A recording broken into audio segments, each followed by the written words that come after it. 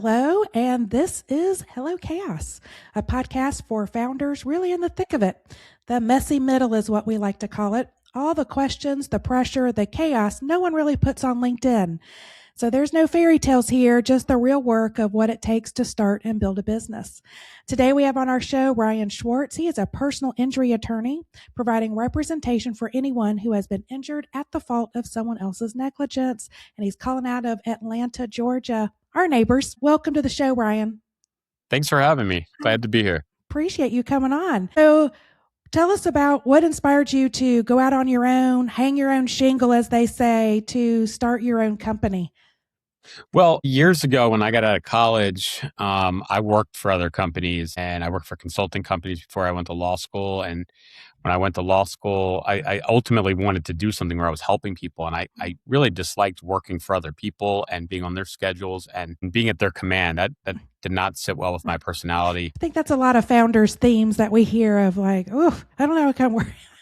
Well, certainly. And I knew I wanted to do something. And in the back of my mind, I always wanted to go to law school. And I went to law school, and really being a lawyer allows you to kind of do whatever you want. You can work for other people. You can work for firms. You can work for the government. I did that for a few years. I was a prosecutor, and it reminded me I don't like working for other people. And really, I've been on my own for 12 years.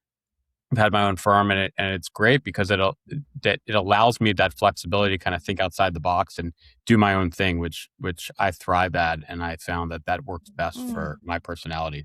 So when you made that shift, was there any kind of aha moment or like a myth that you were like, this is not what I thought this was going to be, or was it completely like you thought? When I went off on my own. When you went off on your own.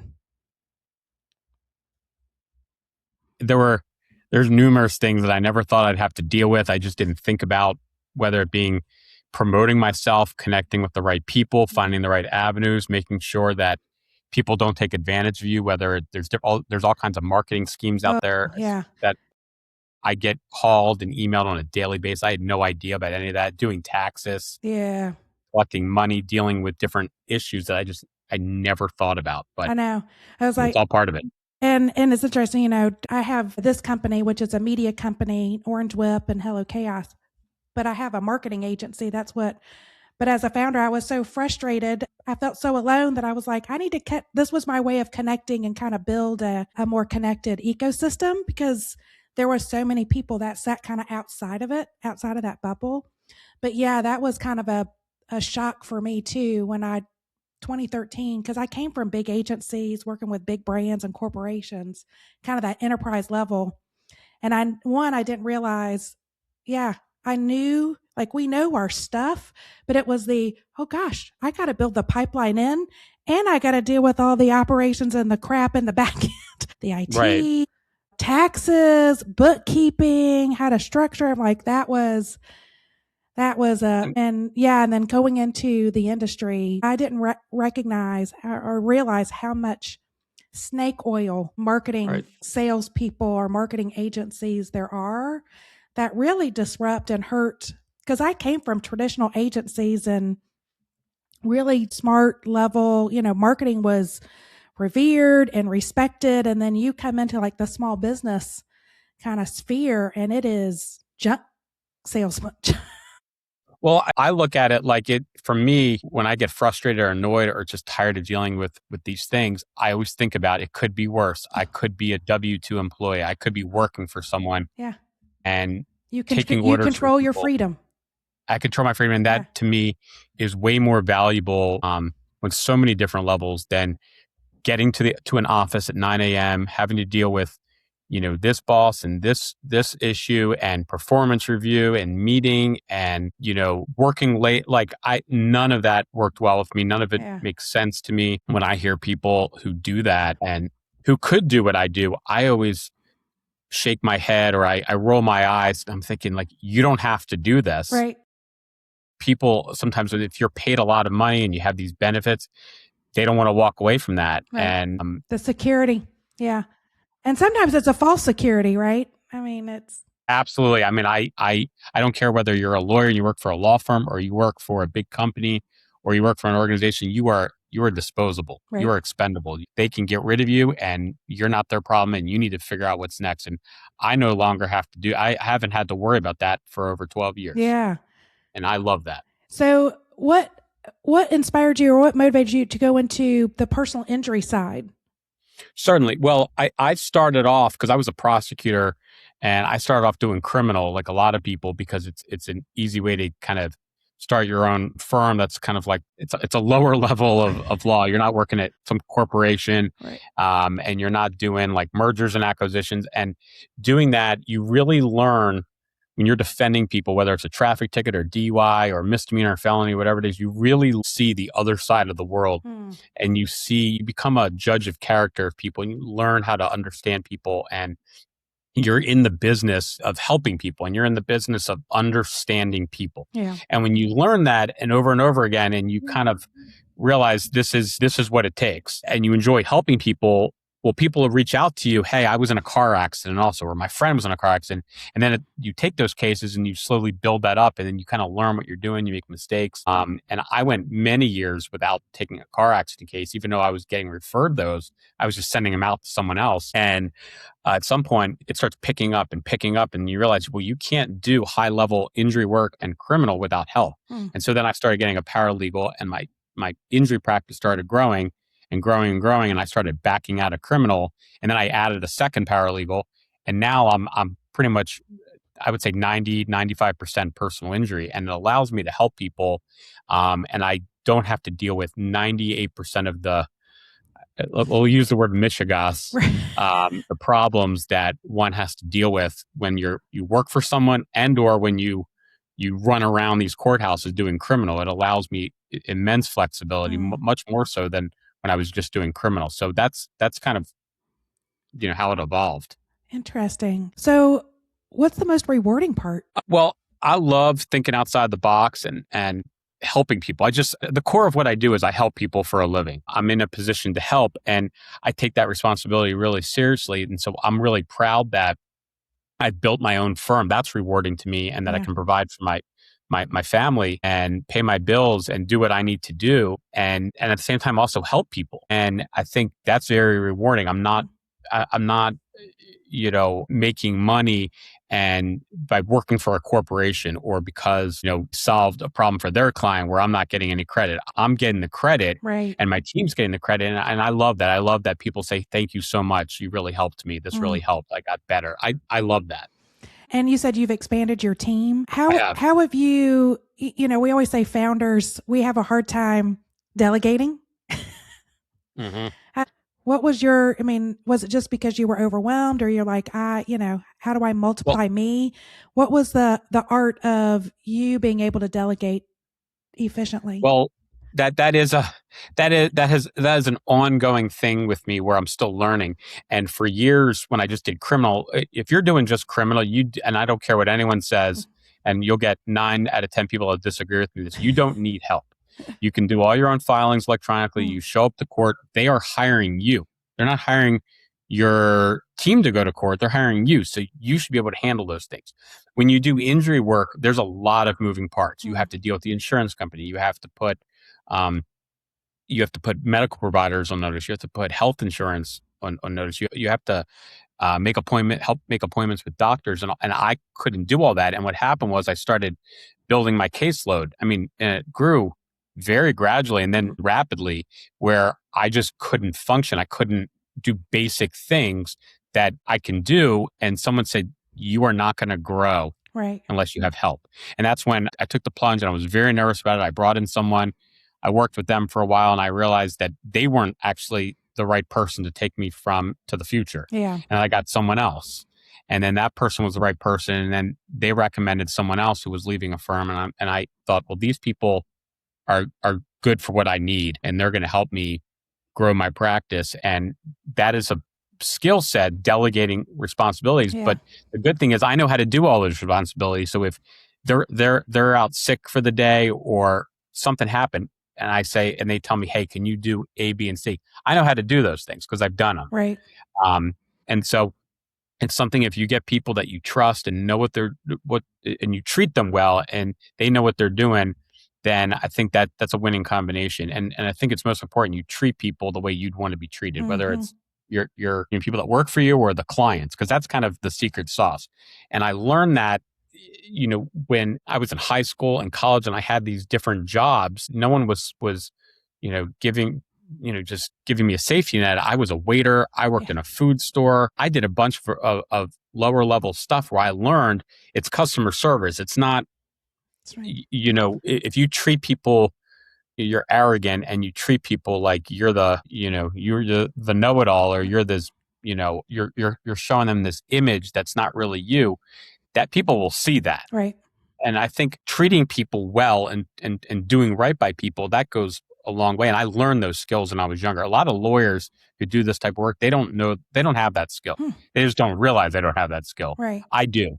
And so I think that allows me to kind of delegate and recognize, like, these are people too. You can't survive without them. Right. You need to treat them well. So, that's how I've evolved with that thinking. So so besides skill set, have you kind of narrowed down, these are the type of people that I want to build around me? Well, it's people that understand the industry, understand the workload, and understand talking to clients and dealing with providers, and having a good attitude and having, good communication with all of these different folks, but also with me, and, talking to me, hey, Ryan, hey, you need to do ABC. Right. Okay, I'll do it. And they kind of like, we work together on some of those things. Right. And just someone who knows how to work well with others. Yeah. So you've been in this for 12 years. What's been the most challenging? Where have you hit that, oh shit, like that wall, and was like, I got to do something? Well, there's different things. It's sometimes dealing with recognizing when you're interacting with a potential client who is not all there. And this person might create some issues for you. The red and flags. So that's kind of a big one. Right. Yeah, and sometimes I'm like, this is something I don't want to get, I don't want to get involved in, or this is someone who's going to create problems for me. And I've gotten really good early on. You take whatever, especially when it's a criminal, you take whatever comes in the door, and they can't pay you right away. Okay, I'll work on a payment plan. Right. You do injury, but you can tell someone's going to be a problem. You'll take it because you need all the work you can get. You need money coming in. You need to create those opportunities. Now I've gotten really good at recognizing when, okay, this is not something I want to be part of, and I can quickly walk away from that before it even starts. So that's been, that's always a challenge for every lawyer. I know. I think it's a challenge for any service-based business. I mean, we've had to go through that with our evolution of, there were clients, first 3 years, it's like, just take whatever you can get. Just get it in. And then we kind of did the analysis and went, these are unhealthy relationships, or we're upside down in our scopes. And and then we had to learn some of the red flags. We're learning new red flags as, business is the uncertainty and mindset shifts. And so we've got, everyone looks good on paper, but it's like, how do we start looking at the behavior of people are they going to be, can we help them succeed? And will they be open to hearing advice? Well, and I think for me, when I get frustrated, or it's just, I can't take this, I always think back, it could be worse. I could be working for someone else. Right. And that usually gets me over my hump. And I think, okay, let me try something new with this client or this situation, because this is my livelihood. This is my business. I have to find a way to make it work. I don't want to have a bad relationship, or I don't have a bad reputation out there. So I find a way. I'll personally call them back, or I'll deal with it a certain way, because I always think every single day of my life, I think, thank God I don't have a supervisor or a boss or work for someone who's telling, and that 100% gets me through the problem. Do your paralegals have you taught them a mantra of like how to deal with difficult people or build the connections of? Well, they know, because you're like, it could be worse. These people are paralegals who worked at these big Atlanta law firms. So they like the small, they like working. Well, they realize that they were treated like crap. They were, these big firms, and I won't name any, but they're always on a billboard. And these are folks who are their marketing gimmicks. They're not sitting there meeting with the client. And there's 100 of these paralegals sitting around, and they're treated like crap, and they're talked down to, and they're passive. The lawyer on the billboard treats them poorly. And when these particular people found me, current ones I have, they're like, wait, you're going to allow me to take a day off? You're going to allow me to work from it? Well, yeah, you do what you have to do. Right. Just get the stuff done. And they have complete flexibility. Sometimes they may go out to lunch, or they may have to go get their kids or do whatever, but they're getting the work done and they're producing the product that we need. And they appreciate it. And I'm so floored. Like, wait, that's a foreign concept to you, that I'm allowing you to have lunch or vacation days whenever you want. And I mean, life happens. You just deal with life. Yeah. Yeah. I mean, I have one paralegal who told me recently that, again, big billboard lawyer in Atlanta, when she worked, she had to have a camera on her computer facing her, and someone was watching her at all times. And when she wasn't working, or she had to go to the restroom or get some water, she stood up. It was noted, and she wasn't paid for that 3 minutes or something crazy like that. And I just thought, that's crazy. Surveillance an abusive way. That's crazy. Yeah. And I just couldn't. And there's another paralegal that people that I talk to, and I've talked to different people who they're responsible for bringing in cases to the lawyer. And if they don't, they're not going to get a bonus. Crazy things. Or I've heard, there's other people who they're responsible for, marketing people who are responsible for staking out the hospitals and making sure doctors and nurses are paid under the table and taken care of so they get cases. I mean, these are all crazy things that I wouldn't know part of. I'm not part of. I'm not part of this. That's not the game I'm playing. Right. I'm not part of the industry game. So, I'm not at the like these clubs and the parties and the swanky dinner. I could care less. I'd rather be home with my family and my children and all of that. The reason why lawyers get a bad name, or the industry gets a bad name, is you have people running around, whether it's Chicago, New York, Atlanta, wherever it is. You have people that are like this. These people who are, they're making tons of money, but they're doing things that I think are so unethical and I would never do. And I'm just not part of that world. That's why I feel like the marketing industry a little bit too, because I think lawyers have had that kind of persona, maybe a little bit, but I feel like over the last, Chandler's going, over the last 5 years in our industry, it's gotten much worse. And now you walk in, you're like, you're a marketer. Oh, great. What are you going to sell me? And I'm like, nothing. Right. We're not for everybody. Right.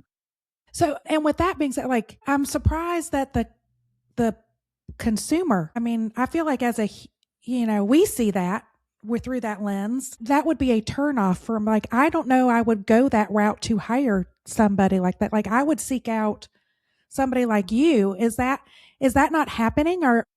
Well, it's the same concept of you drive past a billboard, right? A huge billboard of Coca-Cola. We know soda's bad for us. We know caffeine is not good for us, but you don't care about what's in the product. You don't care about all the sugar and the bad stuff. Right. You are drawn to that billboard. You're on your way to the grocery. You're going to buy Coke. You're going to buy Coca-Cola. Or you're going to buy those. And it's the same concept. You get these big billboards who, national firms or big firms, and they have this big, clever billboard, and the average person out there sees that and they don't know any better. And they're like, wow, that person it says on their billboard, they've collected over $1 billion last year.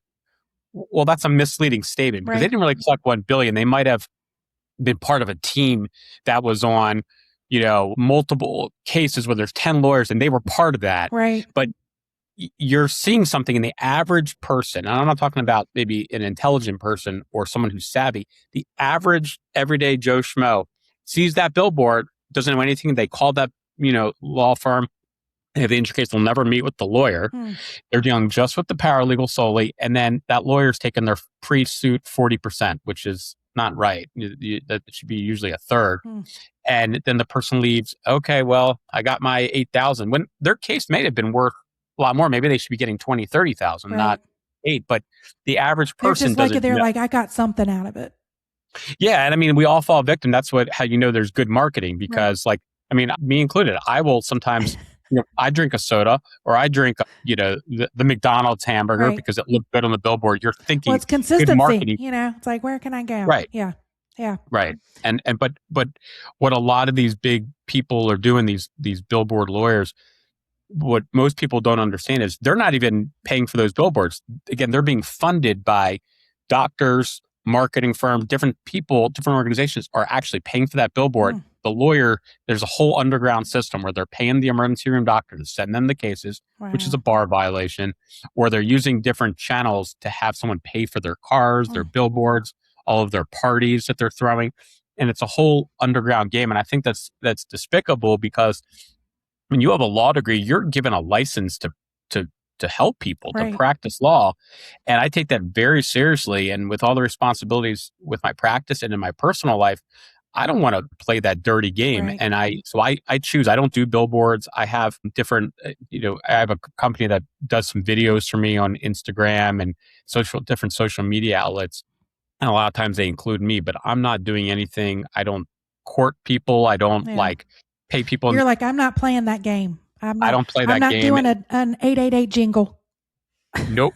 I don't do any of that. I don't want to get involved in that. I think it cheapens it's like if you need heart surgery, you're not going to the guy that has like the biggest bow tie on the billboard. That's why I take referrals, and I have all these previous clients I've represented, and so many people know me that I get referrals from previous clients, from colleagues, from different people in my community. I've never once gotten a case, not once, gotten a case from some unethical method that I'm like, this isn't right. Not once. Not doing an upside down billboard, like, I'll get you right side up. That's one that runs around here a lot.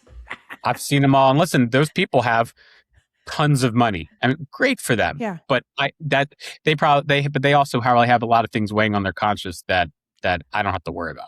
Yeah. That's true. Because I was going to say, what keeps you up at night? What keeps me up at night?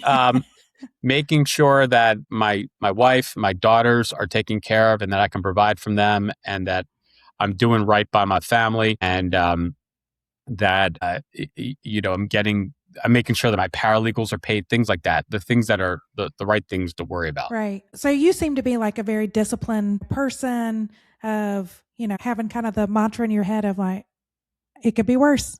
Or I have, the one of like, this too shall pass. Are there other routines or disciplines that you've kind of put in to help you run the business, stay focused, stay on top of things, or stay positive? Like what do you do?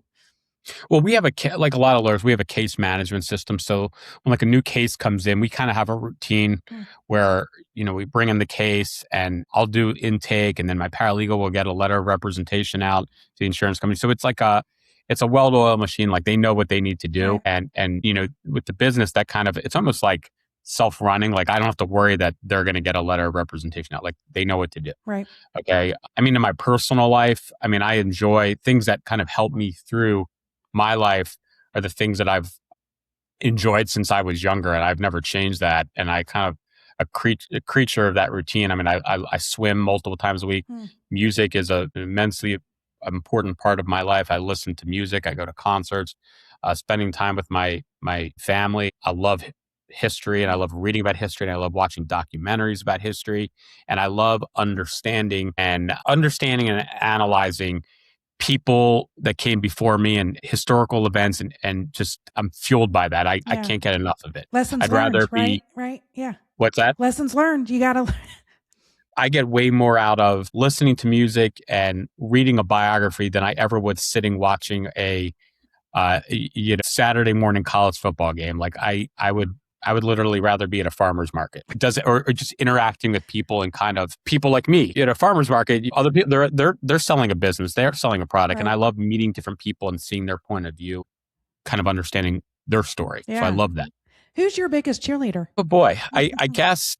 Well, she's not sitting there, cheerleading me every day. It's probably my wife. I mean, she helped support me through law school and encouraged me, and made sure she was there for me when I was studying for the bar, and when I had this idea to go off on my own, and when I need to go meet a client or handle a crazy situation with a client, she's always like, "Go, we'll figure it out. I got the kids." So I would say it would probably be my wife. Yeah.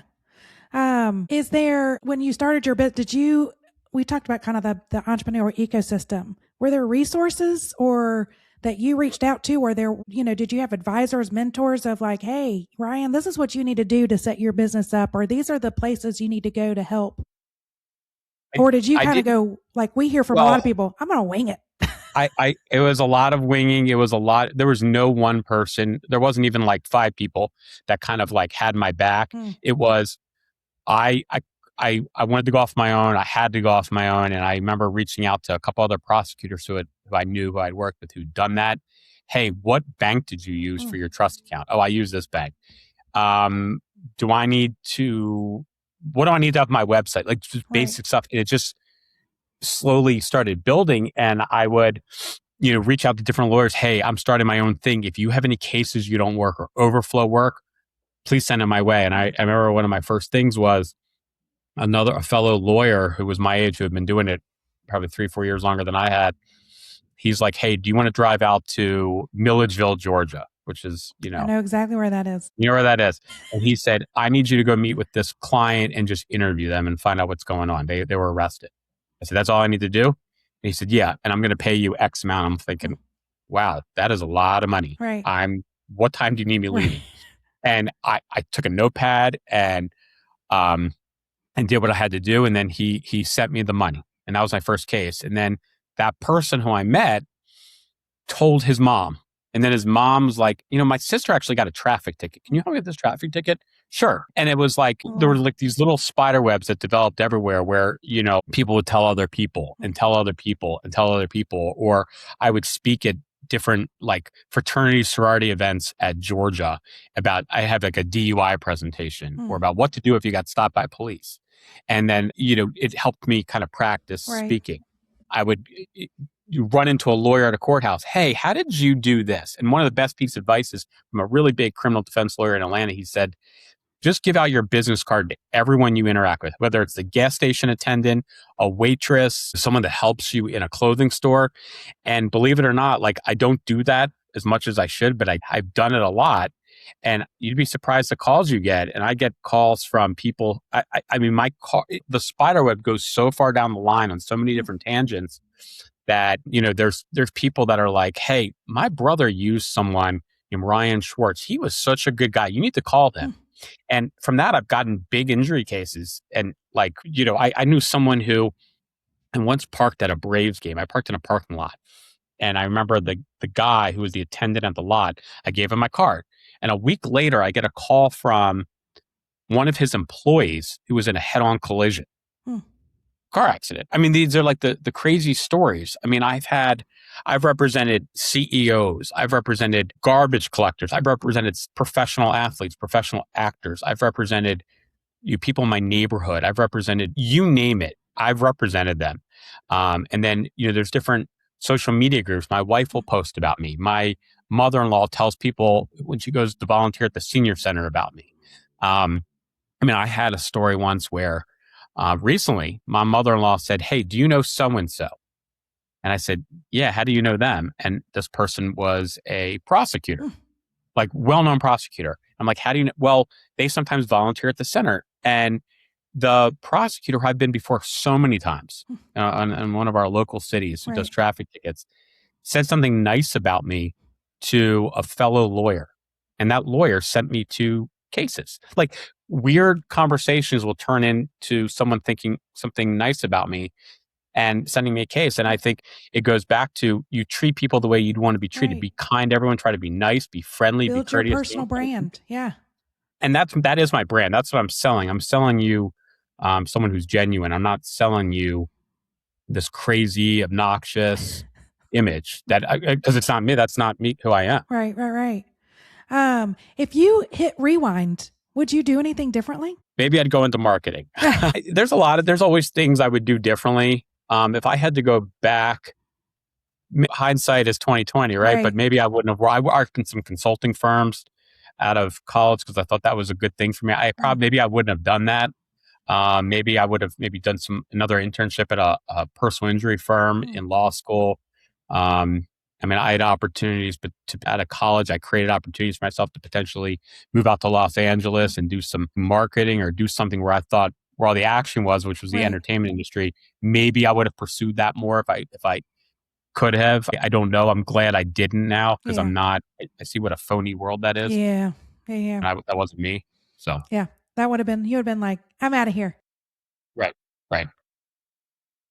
Well, If you summed up your journey in one word, what word would you use? Tenacity, or I would say tenacity or genuine, being genuine. Being genuine. That's a good one. I like that. And then if you look ahead to the next chapter, what word do you want to define that chapter? That's a good one. I would use the same word, being genuine. Stick with what works. Yeah. Consistency builds trust. That's what we say. Yeah. And brands and people. And your reputation is everything. And there are people in this town, as there are in every market, that they have a reputation for being, difficult or so-and-so. I never want people to just talk about me in a bad light. Certainly I can't control how people think of me, but I can control how I act and how I'm perceived. And I think just being genuine and trying to be a good person and helping people takes you further. Absolutely. I'm curious is there something that our listeners would be really surprised to learn about you that's not on your LinkedIn or in your resume or anything? I think people, meet me and they assume like I'm going to be some, I guess, egotistical, obnoxious lawyer. And when they meet me and they see when they come to my office and they meet me, they see all my you're like a real person. I'm a real person. Like I got cool artwork, music artwork on my walls, and I got, different what we call tchotchkes, things on my desk, and people are like looking around and are like, wow, this guy's just a regular guy. Right. And that's what I am. So I think people sometimes when they first meet me, they think I'm like this typical guy, like the lawyer image we have in our head. Yeah. And I'm not. And I've had that told me so many times from clients. They're like, you're not what I thought. You're not the typical lawyer, or I'm not even the typical guy. Like I'm not sitting there drinking beer every night, watching sports. And I just don't care. I think I'd rather listen to a good Miles Davis album, watch a good documentary on the Civil War, be with my kids and watching them do something that makes them happy. Those are the things that matter to me and that will always matter to me. And I think I stick by that. I don't deviate to things that don't matter. Ryan's the one that you go to the farmer's market with. There you go. I love a good museum. Go. That's who Ryan is. That's exactly who I am. How many? Now you said you had two kids. I have two daughters. Two daughters. What are their ages? I have a 12-year-old going on 16 or 30. That's how. I have a 30. She's teetering on teenage years, and then I have a 9-year-old. Nice. Yeah. My youngest is 14 daughter, and when she turned 9 or 10, it became, oh my God, how old are you? Like you're right. She's like trying to be a 40-year-old person giving advice. So she's pretty. And I always teach them, the big piece of advice that I teach my kids is always try. Never let anyone tell you can't do something. That's right. And always help people in need. Those are like just important things I try to impart onto my kids, no matter what they're doing. That's good. That is good advice. Speaking of advice, so you said that you started out and you were, asking other people advice, other lawyers that had done it. What advice that they gave you that really stuck with you? That's my first question. Yeah. I had a judge tell me once. I went out to lunch with him, and he brought his father, who was a well-known lawyer, and he was retired and older, and he had been actually a Holocaust survivor. And they took me out to lunch, and he's like, it's okay if I brought my father? And I'm like, I mean, of course, like, what an honor to have him. It didn't say anything the whole lunch. And he said to me at the end of lunch, the only thing he said, he's like, whatever you do, just always be a good person. Do right by people. Yeah. So that is just something that I'm not perfect, but I try to keep that in the back of my mind. When you interact with different lawyers, you hear about all this craziness that these people are doing. And I'm like, let them do what they want. No, they're not paying my bills. Right. So I tend to stick with, there's so much hatred and craziness in the world right now and conflict. I feel like if you just be a good person, even in your personal life, it has nothing to do with being a lawyer. Right. You treat people the way, and I use this quote on a lot of different podcasts and different forums, but it's my favorite quote, and I use it all the time. It's by Maya Angelou, and it's, people will forget what you said, people will forget what you did, but they won't forget how you made them feel. That's right. And I think that's really important to kind of leave that, because people remember when you're, people remember how you treated them. They might not remember every little thing you said, Right. but I think that feeling that people have about you, that's really important to leave them with a positive feeling. Right. I agree 100%. So if we met a year from now, Ryan, I come over, to Atlanta and we go and celebrate something. What's a win that we're celebrating next year?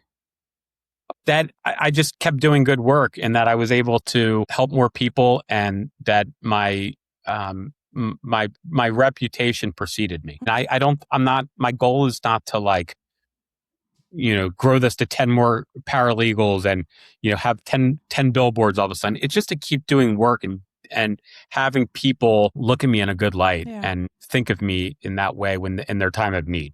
So that's really, I want to be able to continue to provide for my family and make sure they have the things that they need and the experiences that they want to have in their lives. And so that's what would be something for me to celebrate. All right. Wow. I'm manifesting it, putting it out there. I appreciate you coming on. This has been fantastic. And thank you. I love learning more about you. And I'm glad our listeners did too.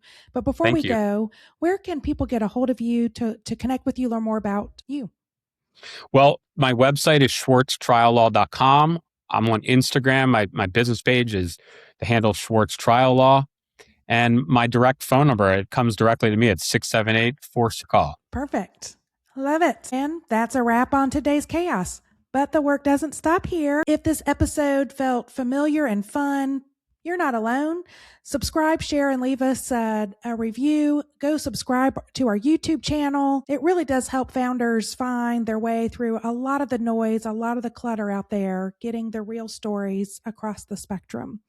And if you're really craving clarity and not more chaos, our sponsor, Bright Marketing, offers a founder clarity sprint that's designed to help you get unstuck, focused, and moving forward with confidence. You can explore that and more founders tools and episodes over at Orange WIP. That's Orange WIP.com. And that is WIP for work in progress, because that's what we all are. Or shoot an email to hello@orangewip.com. Until next time, stay curious and stay scrappy. And I'll see you again next week.